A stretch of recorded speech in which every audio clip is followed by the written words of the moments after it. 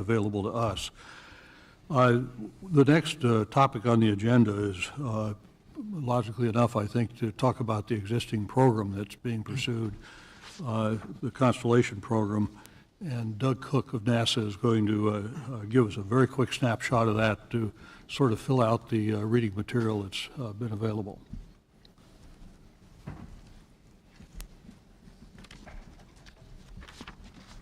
Thank you very much, Chairman Augustine. I appreciate the opportunity to talk with you and your panel.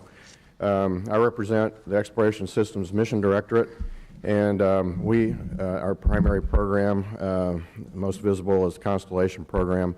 We also have a human research program, a technology program, a robotic program, and we also have the COTS effort within our program. These are all important to us, and most of which feeds directly into the Constellation program and helps support it. Our focus at the moment is a program driving toward initial operating capability in March of 2015 with a mission to the space station with Ares 1 and Orion. We do have a focus also long-term on moving beyond low Earth orbit with exploration, and that's very important to us, and we have quite a bit of our effort in understanding the end-to-end architecture that we work toward. We have a number of milestones coming up very shortly. Actually, in the next 3 days, we hope to launch Lunar Reconnaissance Orbiter and the Lunar Crater Observation and Sensing Satellite, which is both of which are going to the moon robotic spacecraft and will be getting us rich data that will feed into our understanding of the moon. So we're really looking forward to that, and they're ready to go. We also have this summer the first test of a 5-segment solid rocket booster, which is the first stage of Ares 1. That'll be in August. We have a preliminary design review on Orion in August as well. We have the Ares 1X first test flight no earlier than the end of August, but within that general time frame, and a pad abort 1 test this fall. So we have a lot going on, and we're making a lot of progress. We hope to show that to you in this presentation. Next chart. There's a lot of discussion on vehicles concepts, but to us, we consider the entire mission. What is it we hope to accomplish? And we have gone through an international set of activities with 13 other space agencies in developing objectives and themes for what we want to accomplish as we move forward on the moon in particular. As we have developed concepts, we look to this for the lunar operations, which we've studied a lot. Actually, we've had teams going on that since 2006 to define what exploration means on the moon. What is it you actually do and achieve? So that has informed the overall transportation architecture, which is shown here.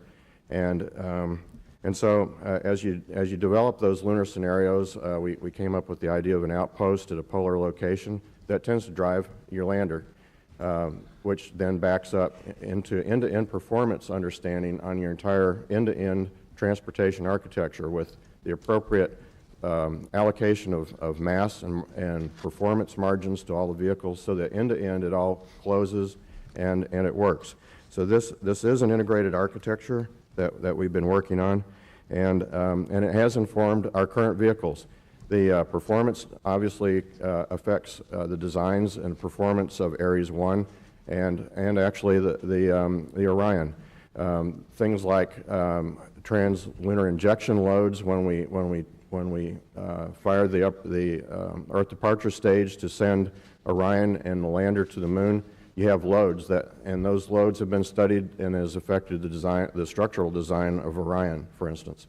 So all of this is being worked in an integrated fashion as we develop and mature the design for Orion Ares 1. We go to the next chart. We also have a number of top-level objectives. We have a cascading set of requirements that derive from this, and they derive originally from policy. That is national policy, including authorization acts of 2005 and 2008 that have that have focused our attention and designs to meet this. That includes a retirement of the shuttle in 2010, reducing operations costs in order to be able to operate effectively and have a sustained program in the future, to develop the systems that we have in terms of building blocks for future exploration to Mars and beyond. We have as a primary focus, as a design factor, safety. This program was born out of the Columbia accident, and we have had a focus on loss of crew probabilities as we develop our systems, and they have driven actually many of our component designs. And in our planning are to support space station by 2015 and get to the moon by 2020 with lunar missions.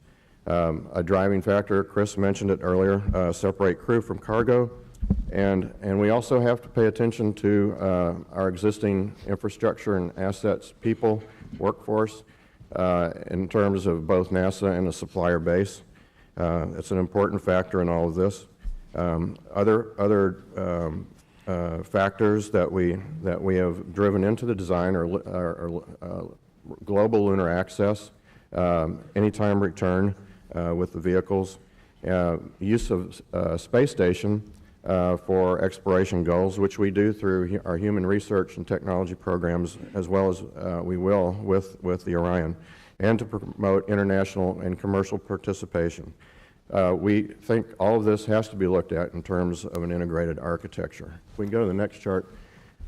We've gone through a decision process to get to the vehicles that we have that are driven by this guidance, and I won't go through step by step because we want to get to some of the other aspects of the program. But basically, we've gone through decision steps that have led us to where we are. The fact that we go beyond low Earth orbit has driven us to heavy lift, to the physics drive you to a capsule type design versus wings in terms of entry speeds and that sort of thing. And also in terms of understanding the transition of workforce and infrastructure facilities that were developed for Apollo and the space shuttle, it has affected the approach that we've taken, which is a shuttle-derived design, the Ares 1 and Orion and Ares 5. And through that decision process, we have looked for the opportunity to have synergy between these vehicles. We do between the solid rocket boosters, the J2X upper stage engine, which is important to both, and other systems. We can go to the next chart. And so as we assess this capability in our initial approaches to supporting space station and the moon, we also have assessed it with respect to Mars missions in terms of lift capability with a heavy lift and crew size with the Orion. And it is capable as the basic transportation infrastructure to support various destinations. Next chart. So an important factor I mentioned briefly is the transition of shuttle capabilities. We are making use of a significant set of capabilities, both facilities, people, and hardware at a number of locations. We have manufacturing capability that was developed for Apollo and is used by the external tank of the shuttle at Michoud. That is one that we're going to use as we develop the upper stage and build structure for Orion. We have other capabilities. We have the big capabilities you see at KSC with the VAB and the launch pads, and we have a significant supplier capability in ATK with building solid rockets. We have Pratt & Whitney Rocketdyne building liquid rockets for our human spaceflight vehicles. So there is a significant synergy, and actually has been very important in trying to efficiently and effectively move from shuttle to station in terms of figuring out how to transition all of this infrastructure. And so it's important as we move across these boundaries in the retirement of shuttle and the flight of Ares 1 and Orion that we understand how we work through all these capabilities that we have in the agency. So that is a part of our decision process and why we're on the path we're on. And I would like to now turn it over in a minute, so if Jeff would be getting ready, we can go to the next chart. I have two charts that show where the work's being done currently. We do have all of Areas 1 and Orion on contract. We have civil servants with various responsibilities all over the agency. We've spread out a number of the primary responsibilities. All of the NASA centers are involved in this work. Next chart.